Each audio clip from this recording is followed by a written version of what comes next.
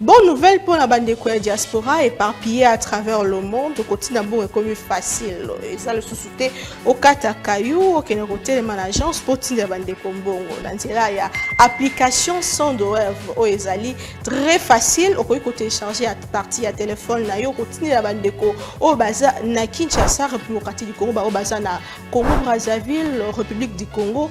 Facilement bakoki ko récupérer mbongo na nzela ya M-Pesa to Orange Money na bango et yo esika ozali bonne nouvelle miami balé ezali que ceux qui ont téléchargé application Sandwave et kotindi na code promo Buzz TV on reçoit $10 le bénéfice. Donc il y a pas mieux télécharger mokona lelo makamba hotel les managers Cécile, il y a pas mieux que ça. Tinda mbongo la facilité dès aujourd'hui télécharger Sandwave na nzela ya téléphone na yo plus facile, il n'y a pas mieux.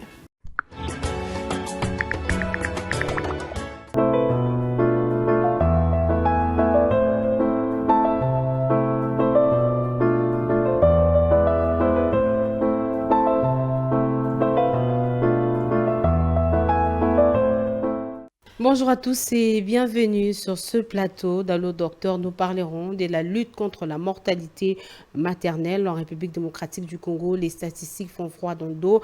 Selon le Fonds des Nations Unies pour la population, 70 femmes meurent chaque jour, et soit 3 et 4 par heure en donnant naissance en RDC. Et les sages-femmes sont en première ligne pour réduire sensiblement le taux des mortalités. Pour en parler, je reçois sur ces plateaux Madame Lydie Mawelo.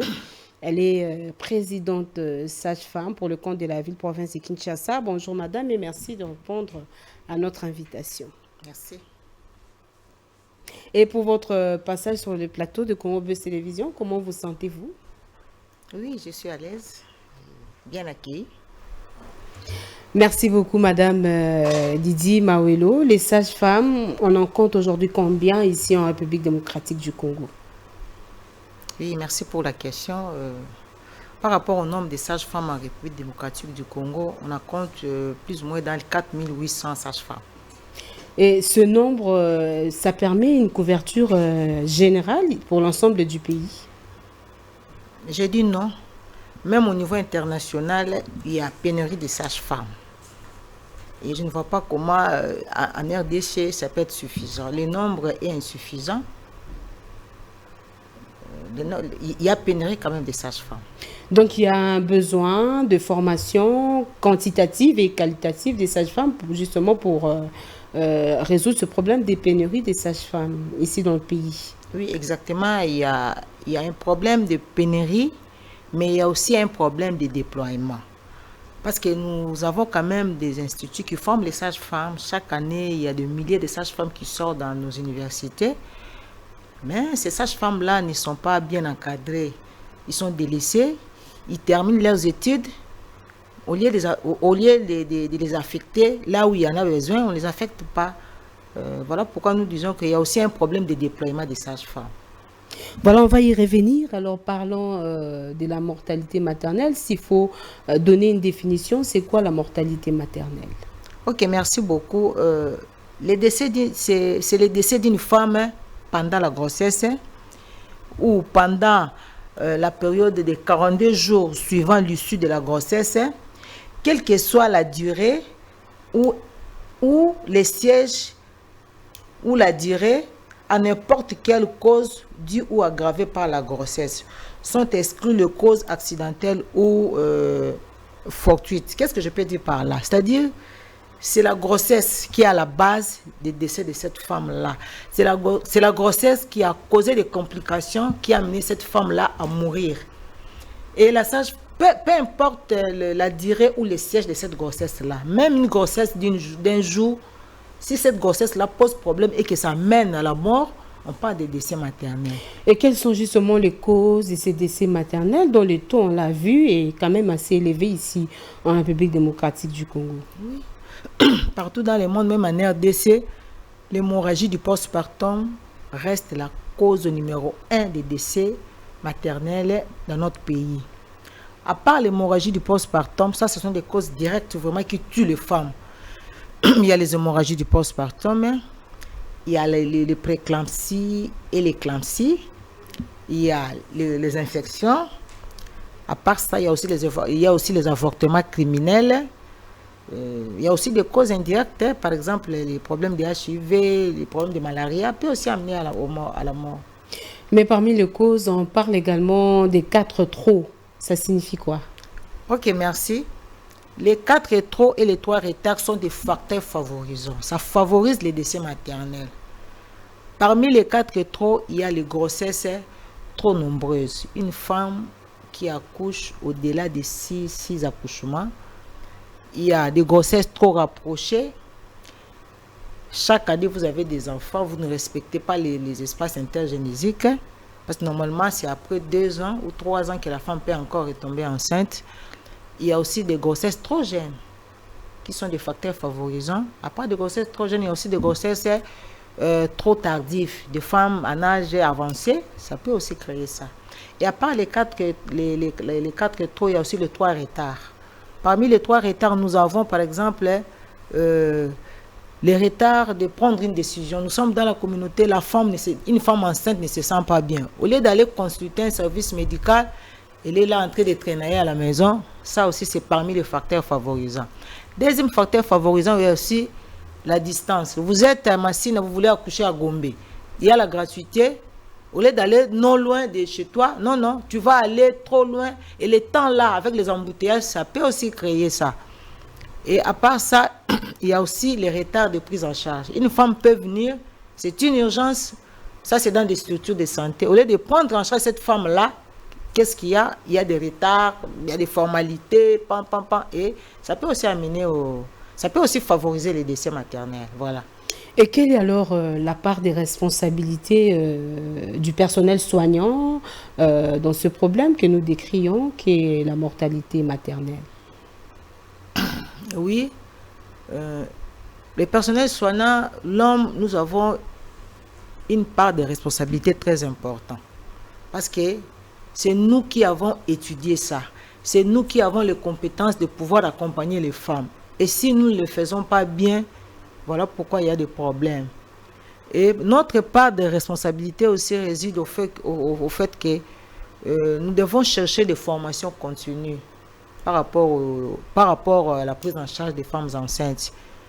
Effectivement, il y a eu beaucoup de recherches qui ont été menées, il y a des données, beaucoup des innovations, et nous devons être et agir. C'est ça notre responsabilité, c'est-à-dire de chercher aussi des formations continues qui vont nous aider à pouvoir faire face à ces problèmes. Voilà. Quel est alors le rôle de la sage-femme dans la lutte contre la mortalité maternelle? Et merci beaucoup. La sage-femme, elle est la personne clé pour baisser ces taux de mortalité. Comment? Parce que la sage-femme a été capacitée pour pouvoir accompagner les femmes d'une manière physiologique, c'est-à-dire dans les soins obstétricaux essentiels. Et la sage-femme sait bien le faire. Si la sage-femme est compétente et qu'elle peut bien faire les soins essentiels, on n'arrivera pas aux urgences. Et même si les urgences arrivent, la sage-femme aujourd'hui est capacitée en soins obstétricaux néonataux d'urgence. C'est-à-dire, il y a tout un paquet des urgences que la sage-femme peut bien gérer. Je donne l'exemple, par exemple, des hémorragies du postpartum dont j'ai parlé, le premier cause. La sage-femme compétente aujourd'hui, elle est en mesure de gérer cette hémorragie-là. Et si elle gère et que ça complique, elle peut maintenant transférer tout en sécurisant la femme. Elle ne transfère pas pour transférer, mais elle transfère en toute sécurité.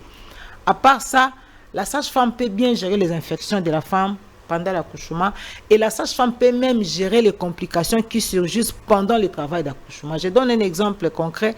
Il y a par exemple les complications obstétricales de procidence du cordon, il y a les dystocies des épaules, il y a beaucoup de complications qui peuvent surgir pendant que la femme est en train d'accoucher, et la femme sage d'aujourd'hui doit être... Par exemple, l'enfant est en position transversale, ou encore en position de siège. Oui. Selon l'AICM qui gère les sages-femmes dans le monde, elle a dit que la pratique sage-femme a 3 piliers. Et dans les 3 piliers de l'AICM, nous avons le premier pilier, c'est la formation. La sage-femme doit être bien formée à l'école. Et à part la formation de base, il y a aussi des formations continues que la sage-femme doit continuer à les suivre. À part ça, la sage-femme doit travailler dans un environnement réglementé.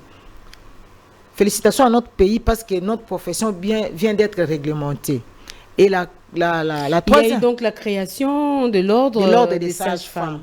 Et à part ça, le troisième pilier, c'est l'association. L'association, c'est vraiment un pilier très important parce que l'association a pour mission d'accompagner la sage-femme pendant qu'elle est en train d'exercer. S'il y a un problème, la sage-femme là va recourir à l'association. Tandis que la réglementation est là pour sécuriser la femme qui est accouchée. Qui doit travailler dans le champ de pratique de la sage-femme, qui ne doit pas travailler. Et la réglementation, vraiment, c'est pour sécuriser le public, tandis que l'association, c'est pour accompagner la sage-femme. La sage-femme qui a des difficultés pour travailler, elle vient à l'association et la formation le forme. Je vous donne un exemple concret. Par exemple, au Canada, une sage-femme, si tu as fait 2 ans sans formation continue, tu ne peux pas exercer. Tu ne peux pas exercer. Et nous, on doit arriver là pour savoir qui est qui fait quoi. Parce que la formation continue est très importante.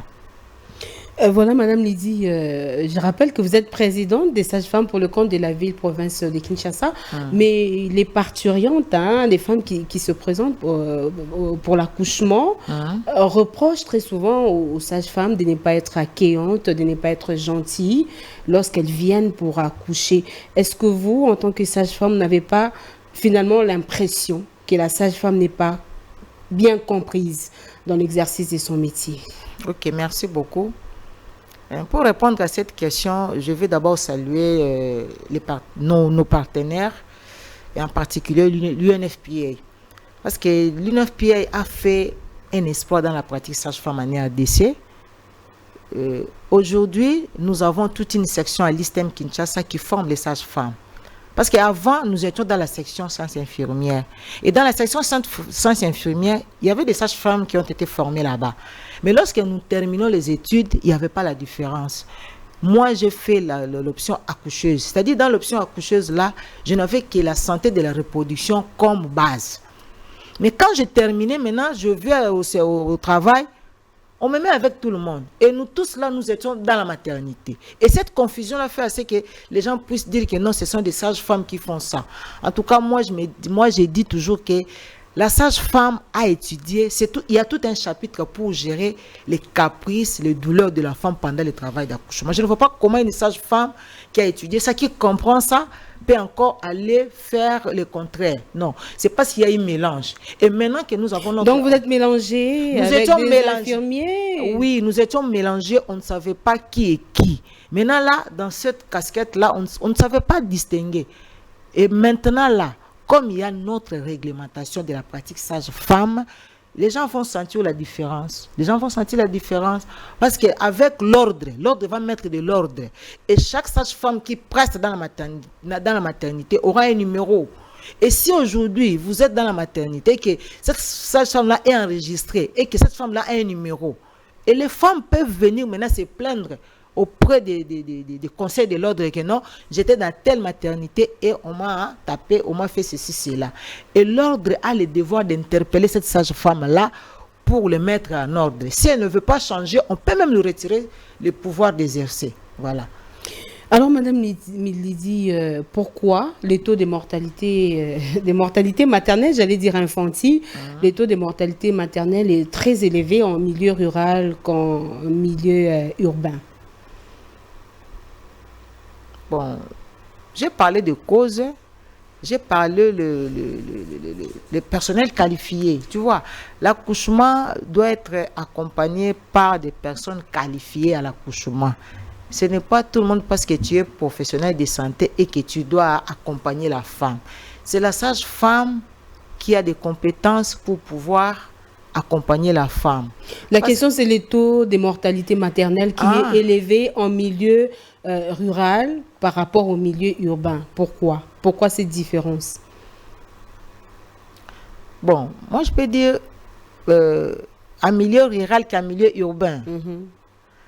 Bon, il y a aussi pénurie des sages-femmes, il y a aussi le manque de structures de santé. Hein? Les structures sanitaires qui sont peut-être éloignées de la population. Du lieu de résidence. Oui, ça aussi, ça pose problème. Parce que la femme, peut-être qui doit accoucher, est appelée à parcourir des longues distances pour atteindre, par exemple, la structure sanitaire qui pourra la prendre en charge et l'aider à accoucher. On peut citer quand même ça aussi Oui. parmi les raisons. Alors, quelle est la responsabilité de la femme elle-même, justement, dans la lutte contre la mortalité maternelle? Elle qui vient pour donner la vie, qu'est-ce qu'elle doit faire pour ne pas mourir en donnant la vie? Qu'est-ce que la femme doit faire? Merci beaucoup. La femme a aussi une part de responsabilité. Ce qu'elle doit faire, elle doit aller consulter les services de santé s'il y a un problème. S'il y a un problème ou pas, elle doit aller contacter les services de santé, elle doit aller contacter les services des sages-femmes et les sages-femmes vont l'accompagner. S'il y a un problème qui dépasse les compétences des sages-femmes, Là, vous parlez de la CPN. Oui, de la CPN, ce qui est vraiment très capital, la CPN. Et à part ça, dès que la femme accouche, elle doit bénéficier des services de planning familial parce que le planning familial a le pouvoir de baisser au moins à 30% les décès maternels. Voilà pourquoi toute femme qui accouche a droit à ces services-là de planning familial. C'est pour réguler les naissances. Et elle doit aussi suivre bien les CPN. Elle doit aussi connaître ses droits. Une femme qui vient pour accoucher a ses droits. Les droits de la femme, c'est quoi? On ne peut pas vous taper pendant que vous êtes là en travail d'accouchement. Ce sont tes droits que tu dois défendre. Parce que tu ne peux pas... Et puis tu vas dans une maternité, tu es là comme ça, 1000 personnes viennent, ils te font de toucher. Tu as droit de refuser. C'est un droit pour la femme. Dans une salle de travail, tu dois identifier la personne qui va te suivre. Tu es libre de le faire. Il ne faut pas qu'il y ait 1000 personnes qui viennent. Celui-ci vient, il fait le toucher, il n'écrit même pas, il part. Et toi, tu dois observer ça. Si une personne vient, il écoute, par exemple, ton bébé, il ne te communique pas. Ça, c'est un défaut que la femme doit dire, mais c'est comment? Mon enfant est comment? On doit te communiquer ça. Et tu as le devoir de suivre aussi le conseil de tout ce qu'on va te dire. Si on te dit que non, ton enfant là est trop gros, il faut éviter un peu de manger des trucs un peu qui ont trop de vitamines là, tu dois aussi observer. Si par exemple, on te dit par exemple que ta tension n'est pas bonne, il faut essayer un peu de diminuer un peu du sel, tout et tout. C'est-à-dire, il faut suivre. Et tu dois connaître aussi les signes de danger. Ça, c'est très important pour une femme enceinte. Une femme enceinte, tu dois connaître les signes de danger. Les signes de danger, ce sont des signes lorsqu'une femme enceinte voit ça, elle doit vite courir. Il faut citer quelques exemples. Oui. Par exemple, maux de tête. Une femme enceinte ne peut pas avoir de maux de tête. Simple maux de tête, il faut aller à l'hôpital. Par exemple, fièvre.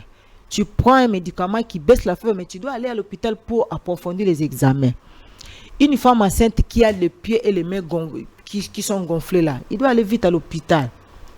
Une femme enceinte qui a des démangeaisons au niveau de l'appareil génital là, elle doit vite aller à l'hôpital. Une femme enceinte qui ne sent pas son bébé bouger, l'enfant ne bouge pas sur son ventre là, vite, elle doit aller à l'hôpital. Une femme enceinte qui voit du sang, c'est anormal. Une femme enceinte ne saigne pas. Lorsque vous voyez par exemple du sang, vous devez vite aller à l'hôpital. Une femme enceinte qui voit de l'eau qui sort, directement vous allez à l'hôpital. Donc voilà quelques signes de danger. Et puis une femme enceinte qui voit par exemple son ventre là, le ventre est comme ça. Lorsque vous voyez votre ventre est comme ça là, non, il faut vite aller à l'hôpital. Qu'on sait quoi au juste et puis on va prendre une décision. Voilà des choses que la femme enceinte doit savoir.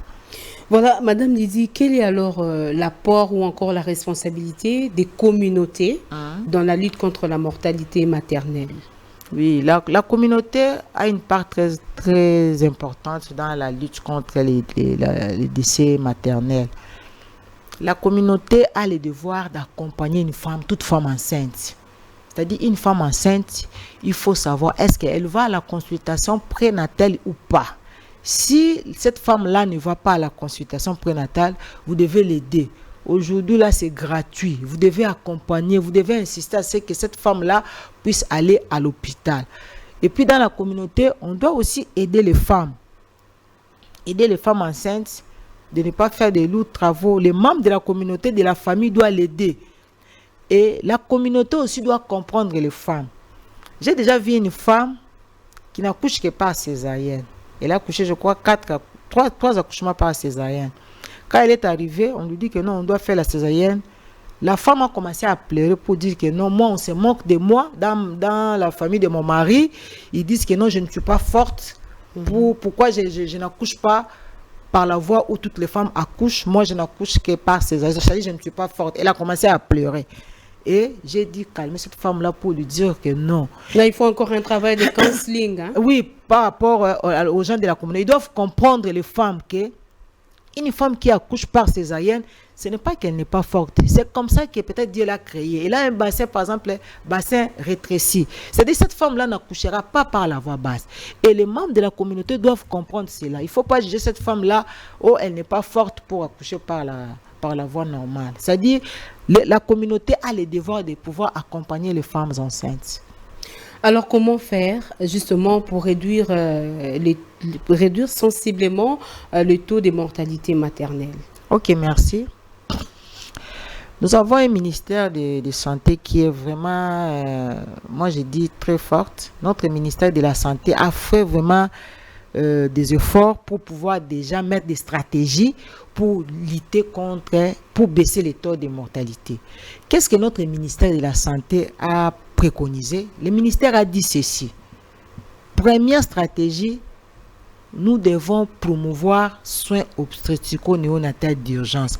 C'est-à-dire, partout où la femme accouche, les professionnels doivent avoir les informations, les compétences de pouvoir bien gérer les complications si jamais ça arrivait. Donc, SONI, c'est tout un paquet de complications qu'on doit être en mesure de gérer. C'est-à-dire, toute personne qui dirige l'accouchement doit avoir ces compétences-là. Deuxième stratégie, il faut un personnel qualifié devant l'accouchement. Et personnel qualifié pour l'accouchement dans notre pays, c'est la sage-femme. Parce que les évidences scientifiques nous disent que sur les 100% d'accouchement, il y a 85% d'accouchements qui se déroulent normalement. Et ça demande l'expertise de la sage-femme. Voilà pourquoi nous disons que la personne qualifiée, c'est la sage-femme. Il n'y a que 15% qui posent problème, qui va demander maintenant à les gynécologues puissent entrer dans cette histoire. 15% de grossesse. Mais les 85%, c'est physiologique, ça demande l'expertise de la sage-femme. Troisième stratégie que le pays a mis en place, c'est qu'il faut que la planification familiale puisse avoir sa place. C'est-à-dire le planning familial a le pouvoir de baisser au moins à 30% les décès maternels. C'est-à-dire partout où la femme accouche, elle doit bénéficier de ces services de planification familiale. À part ça, quatrième stratégie, il y a les SDMPR, c'est-à-dire nous devons faire la revue de décès maternels et néonatal et riposte. C'est-à-dire lorsqu'une femme meurt, malgré tout ce que vous avez fait, et que la femme arrive quand même à mourir, vous devez faire la revue. La revue, c'est pour savoir pourquoi elle est décédée, qu'est-ce qui devait être fait, mais ça n'a pas été fait, et c'est pour sauver la prochaine qui viendra avec la même situation. Si vous avez découvert que non, elle est décédée parce qu'il y a eu ça, parce que nous avons manqué du sang, parce que nous avons manqué, on ne savait pas comment réanimer ce nouveau-né, on ne savait pas comment faire face à ça, vous allez maintenant prendre des précautions pour pouvoir sauver la prochaine femme qui viendra. C'est très important. Et la cinquième stratégie que nous, au niveau de l'association, nous prenons, c'est les soins de maternité respectueux. C'est ce que vous avez dit. On qualifie des sages-femmes de tout le monde, mais actuellement, nous, les sages-femmes de la RDC, nous prenons les soins de maternité respectueux. C'est-à-dire, c'est juste les attitudes que la sage-femme a, les attitudes respectueuses que la sage-femme a vis-à-vis de la femme, vis-à-vis des membres de la famille qui sont venus. C'est-à-dire, nous devons changer nos attitudes et nous devons respecter la femme là. Et la femme qui est venue pour accoucher, elle a ses droits. Et nous, étant questionnants, nous devons respecter ces droits-là. On ne peut pas laisser la nudité d'une femme comme ça, avec, si c'est sans yeux comme ça en train de regarder. Non, vraiment c'est prohibé. Nous devons combattre ça dans nos maternités. Même s'il y a des hôpitaux où il y a trop de médecins stagiaires, mais il faut réglementer. Hein? Il faut qu'il y ait un nombre là un peu réduit des gens qui doivent entrer pour respecter la dignité de cette femme-là. Voilà les 5 stratégies que le pays a mis en place. Si nous travaillons sur les 5 stratégies, nous allons lutter contre les décès maternels dans notre pays. Voilà, Madame Lydie, parmi justement des solutions à ce problème de la mortalité maternelle, le gouvernement a mis en place la gratuité de la maternité et des soins du nouveau-né, plutôt, je voulais dire. Est-ce que à ce stade, on peut dire que cette gratuité, ça fonctionne bien au niveau des maternités, pour le compte d'abord de la ville de Kinshasa? Bon, pour le moment, la gratuité, je peux dire, ça fonctionne. Si je dois donner en termes de pourcentage, je peux dire à 60% actuellement, le fonctionnement. Parce que c'est vraiment une réalité. Nous voyons les femmes qui viennent accoucher, qui ne payent pas, à qui on donne tout. Mais il y a encore des problèmes de fonctionnement de cette gratuité ici dans la ville-province Kinshasa. Il y a quand même des problèmes qu'il faudra améliorer. Mais dans l'ensemble, ça fonctionne. Nous voyons ça. Mais il y a encore des choses qu'on doit améliorer. Comme quoi? Il faut peut-être aller dans des exemples assez concrets. Je donne un exemple. Il y a beaucoup d'exemples que je peux donner. Vous savez, notre pays est bien structuré. Il y a le programme national de la santé et de la reproduction qui s'occupe des santé sexuelle. C'est ce programme-là. Mais nous ne sentons pas leur implication. Nous, personnellement, qui sommes dans des structures, nous ne sentons pas que vraiment le programme est avec nous. On voit d'autres visages qui viennent pour faire le contrôle, tout et tout. Et puis, dans le bureau central, il y a beaucoup des IS qui ne sont pas impliqués dans le fonctionnement de la CSU. Ça, c'est quelque chose que nous déplorons. Ce n'est pas normal. Parce qu'il y a déjà des gens qui sont habitués à faire ce travail-là. Mais dès que l'argent est arrivé, mais donnez aussi des moyens à ces gens-là. Parce qu'avant, c'est leur travail. Ils le font ça quotidiennement. Mais quand l'argent est venu, il y a d'autres personnes qui se sont accaparées de la chose à 100%. On ne refuse pas. Mais faisons un peu 50-50. Ces gens-là arrivent et puis les autres aussi. Ça va donner quand même du goût à la chose. Mais nous voyons en tout cas, on les a mis de côté. C'est ce qui n'est pas vraiment bien. C'est ce qui n'est pas bien. Et puis les gens qui travaillent, les sages-femmes, les infirmières, beaucoup de gens réclament un peu parce que le travail a sensiblement augmenté dans les maternités. Il y a des maternités... Du fait de la gratuité. Le fait de la gratuité, il y a des maternités qui avaient l'effectif de 50 accouchements, 40 accouchements par mois. Ils sont maintenant dans les 150. C'est-à-dire qu'il faut aussi ajouter aussi les sages-femmes dans ces maternités-là. Il y a un problème d'effectif aussi qui se pose sérieux dans des hôpitaux de l'État. Même si l'État n'engage pas. En tout cas, je salue les gens de l'OMS. Un jour, nous sommes arrivés là-bas, il y a un docteur de l'OMS qui a dit, même si l'État n'engage pas pour d'autres catégories, mais pour la catégorie sage-femme, on doit ouvrir un peu parce qu'on a besoin des sages-femmes. Les sages-femmes qui terminent sont à la maison. On nous dit que l'État n'engage pas. Mais pour d'autres catégories, oui, parce qu'il y a pléthore. Mais pour nous, il n'y a pas pléthore. Donc, l'État congolais doit engager des sages-femmes dans des maternités parce qu'on a besoin d'eux. On a besoin d'eux. On doit engager les sages-femmes. Voilà, Madame Lydie, étant donné que la sage-femme œuvre aux côtés de la femme, justement pour l'aider, pour lui faciliter la tâche, pour ce qui est de l'accouchement, oui, pour ce qui concerne l'accouchement, la question c'est celle de savoir comment permettre justement aux sages-femmes d'être efficaces dans la lutte contre la mortalité maternelle. Oui. Les sages-femmes doivent savoir que nous avons notre association. Nous devons être ensemble. Plus on est ensemble, plus on sera fort. On doit être dans l'association. Et d'ailleurs, pour s'inscrire dans les tableaux, c'est obligatoire. Que vous le vouliez ou pas, nous tous, nous devons être inscrits dans les tableaux et on doit nous donner des numéros. Et ce numéro-là va nous permettre de bien travailler. Donc, les sages-femmes doivent appuyer leur association parce que l'association est là pour les accompagner. Plus nous sommes dans une association, c'est-à-dire nous sommes contrôlés. Si moi, Madame Lydie, je tape une femme et la femme là peut aller m'accuser. Et c'est ça qui va faire que les choses puissent bien fonctionner. Voilà, l'autre question, est-ce que vous pensez que certaines erreurs au moment de l'accouchement sont également dues au manque d'expérience ou encore de compétences du côté de la sage-femme?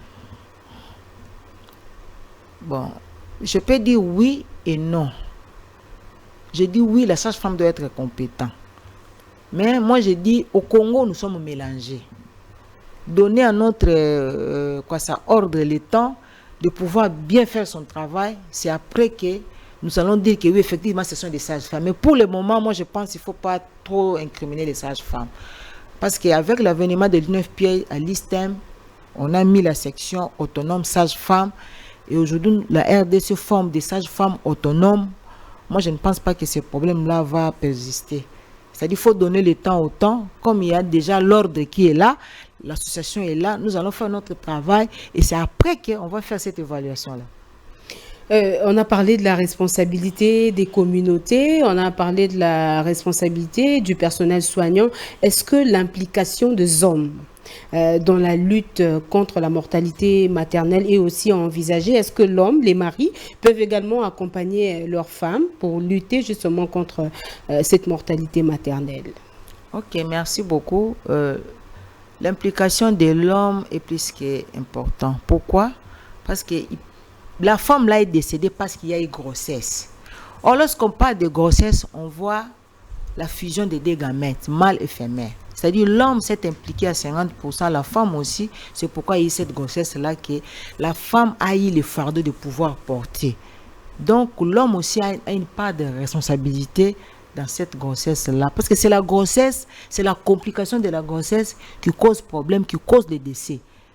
Et l'implication de l'homme est très importante pour pouvoir accompagner cette femme. Parce que sous d'autres cieux, on parle également de la CPN papa. Oui.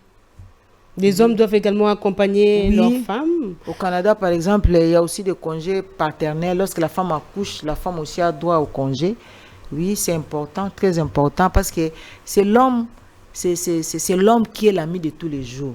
Il y a des femmes, des fois, dans des maternités où les conditions sont réunies, l'homme peut entrer même dans la salle d'accouchement, elle peut même couper le cordon ombilical de son enfant, et elle peut être là à côté pendant que la femme est en train de travailler, que l'homme puisse vivre aussi pour voir un peu comment la femme souffre pendant les douleurs d'accouchement. C'est important pour pouvoir respecter cette femme-là, que les hommes cessent de dire que non, c'est mon enfant, non, c'est notre enfant. Voilà, Madame Lydie, quelle est alors également la responsabilité ou encore l'apport des leaders religieux justement dans la lutte contre ce phénomène que nous décrions, la mortalité maternelle? Oui, les leaders religieux, vous avez un grand rôle à jouer parce que les femmes vous font confiance. Les femmes vous font confiance, ils viennent souvent. Souvent, vous allez voir une femme enceinte, c'est le pasteur qui sera peut-être la première personne à savoir que non, il y a une grossesse. Et moi, je dirais aux leaders religieux de laisser le corps aux gens qui ont étudié le corps. Lorsque l'esprit souffre, là, c'est votre apanage. Mais quand le corps là souffre, il y a un bébé qui est là, laissez aussi au corps médical de faire leur travail. Parce que là aussi, il y a des problèmes. La femme peut se présenter pour l'accouchement. Et puis, bon, les sages-femmes, les médecins peuvent dire que dans ce cas-là, il faut peut-être faire la césarienne, mais la femme qui va dire mais non, moi mon pasteur m'a dit que je dois impérativement accoucher par voie basse. Qu'est-ce que vous dites? Qu'est-ce que vous conseillez dans pareilles circonstances? Je conseille au pasteur de laisser. Je donne l'exemple des médecins gynécologues. Quelqu'un qui a fait 8 plus 5, ça fait 13 ans pour n'étudier que ça. Les sages-femmes aujourd'hui, 3 ans, diplôme d'État, tu vas à l'université, tu fais 3 ans. Tu peux encore ajouter les masters 2, ça fait 5 ans pour étudier que ça. Et le pasteur qui n'a pas étudié ça, et le pasteur veut faire des choses qu'il ne maîtrise pas. Le pasteur veut prendre les décisions sur un sujet qui... S'il y a des pasteurs docteurs, il y a des pasteurs sages-femmes, oui. Mais si vous n'êtes pas sage-femme, vous êtes que pasteur. Il faut laisser ça aux gens qui ont étudié ça. Ça va aussi aider les femmes. Il y a une femme, ça fait mal le décès maternel.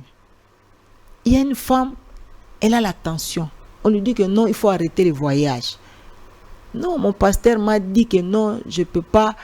Le pasteur a déjà prié pour moi. Et vous allez voir que la femme vient comme ça. La femme vient avec utérus déjà. On a déjà fait une césarienne ou bien 2 ou 3 fois. La femme vient. Le médecin décide une césarienne. Le pasteur lui a rassuré que non, tu vas accoucher par la voie basse. Nakobota. Oui, effectivement, Kobota. Mais après Kobota, hémorragie, pouf, la femme part. Et le pasteur... Là, ce sont des cas que vous avez vécu. Oui, vécu. La femme est arrivée avec une grossesse là vraiment à terme. On lui dit que non, on doit faire une césarienne pour te sauver. Elle a dit non, mon pasteur a dit que je vais accoucher par la voie basse. Elle part dit au nom de Jésus, au nom de Jésus, au nom de Jésus. Et puis, elle accouche. Parce que vous ne pouvez pas forcer. Elle a refusé. On ne force pas. Elle a refusé d'aller au bloc. Qu'est-ce que vous allez faire? Elle accouche comme ça, l'enfant sort par après l'hémorragie, le temps de la mener au bloc, la femme part. C'est parmi les causes. Donc, les pasteurs ont un grand rôle à jouer de pouvoir orienter les femmes vers les personnels qu'il faut. Voilà, Madame Lydie, je rappelle que vous êtes donc présidente, sage-femme pour le compte de la ville-province de Kinshasa. On va donc faire les bilans concernant les objectifs du développement durable qui demandent à ce qu'on arrive à réduire drastiquement le taux des décès maternels d'ici à 2030. Plus que 6 années, justement, nous séparent de l'atteinte de ces objectifs. Est-ce qu'au regard de la situation actuelle, on peut dire que dans les 6 années qui suivent, on pourra arriver à inverser cette tendance, justement, parlant de la mortalité maternelle? Merci beaucoup. C'est pas impossible, mais c'est difficile. Voilà, c'est pas impossible. Par rapport aux années 2020, 1995, parce que nous étions à 846 sur 100 000 naissances vivantes, nous sommes arrivés à 670 quelques. Actuellement, nous sommes à 547. Mais d'ici 2030, nous devons arriver à 70, c'est-à-dire des chiffres. Est-ce qu'on peut arriver à 0 décès maternel? C'est possible? Non, décès, non. Même les ODD ne dit pas supprimer. On dit qu'il faut baisser. Au moins à moins de 70. C'est ce qu'ils disent. Mais supprimer même dans des pays développés, il y a quand même des décès maternels. Par exemple, dans des pays développés, nous avons 16 sur 100 000. Mais chez nous, nous avons dans des pays en développement, nous avons 235 sur 100 000. Mais chez eux là-bas, ils sont seulement à 16. Vous voyez un peu l'écart. 16, si on prend naissance vivante 100 000, et ils sont à 16 seulement qui meurent. 16 seulement. Si vous additionnez, vous allez voir que c'est pratiquement rien. Mais chez nous, nous sommes à 243 sur 100 000. Et ce qui est révoltant, c'est quoi? On nous dit que 99% des décès se déroulent dans des pays en voie de développement. Et ça fait mal. 99. C'est-à-dire, ils ont seulement 1%. Nous, les occupants des pays en développement, nous avons une part de 99%. C'est-à-dire, nous avons beaucoup à faire. Ce sont des chiffres qui fait quand même révolter. Et puis en Afrique sud-saharienne, on nous dit que 62% c'est en Afrique sud-saharienne. Et nous sommes de l'Afrique sud-saharienne. 62%, nous on occupe. Voilà la place que nous occupons. Donc ça fait vraiment mal. Moi, ces statistiques-là me dérangent beaucoup. Me dérangent vraiment. Je me dis, nous devons faire quelque chose. Les gens doivent être vraiment formés.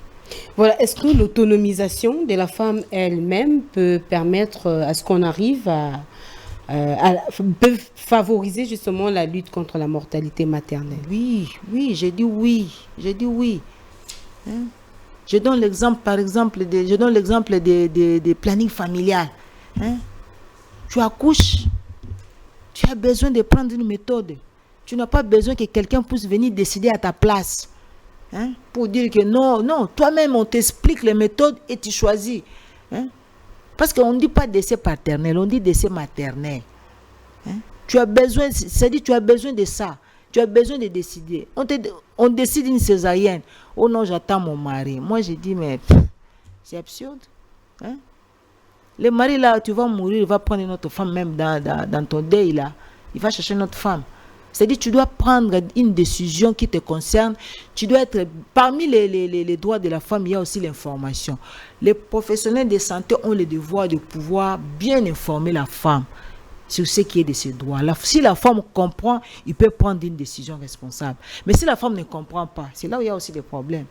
Nous avons une part de responsabilité importante de pouvoir informer la femme sur le bien fondé de telle chose.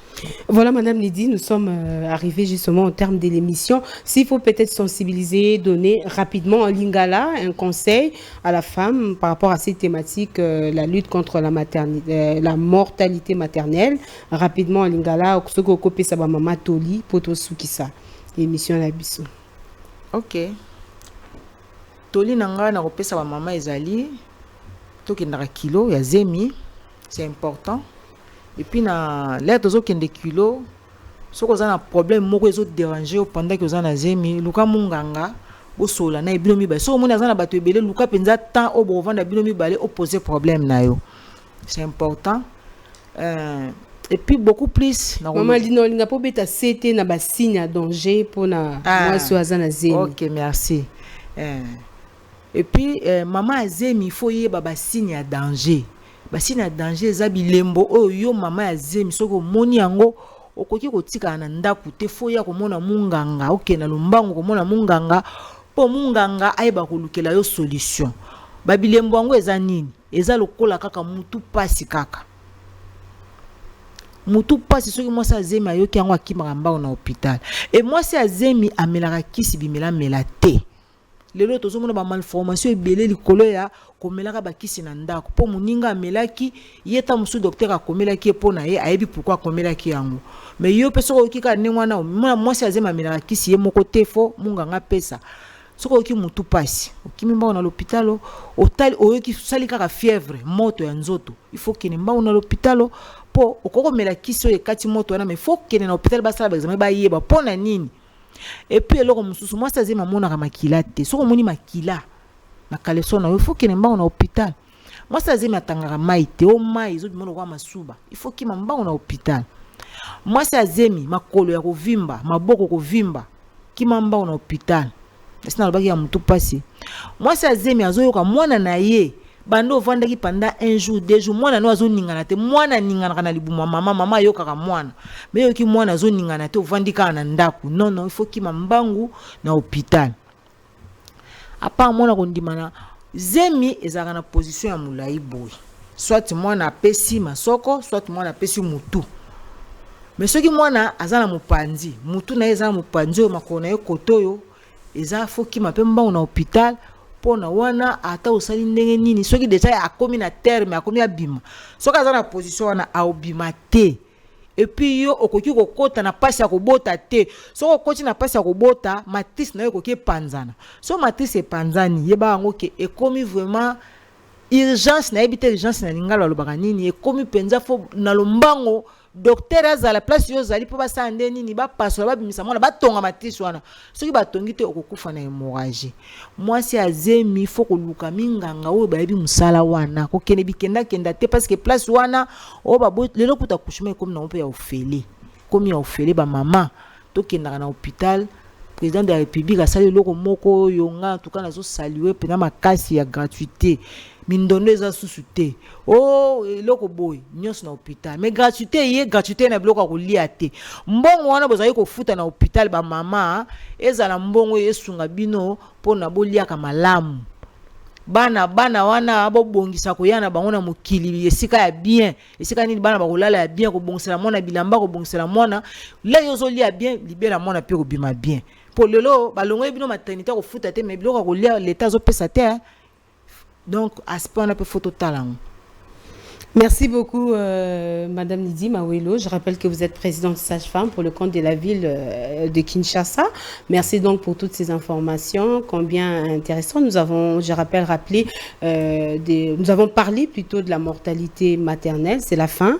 Donc, de ce numéro d'Allo Docteur qui était consacré à la mortalité maternelle. Je vous retrouve donc la semaine prochaine avec les mêmes plaisirs. Au revoir. Au revoir.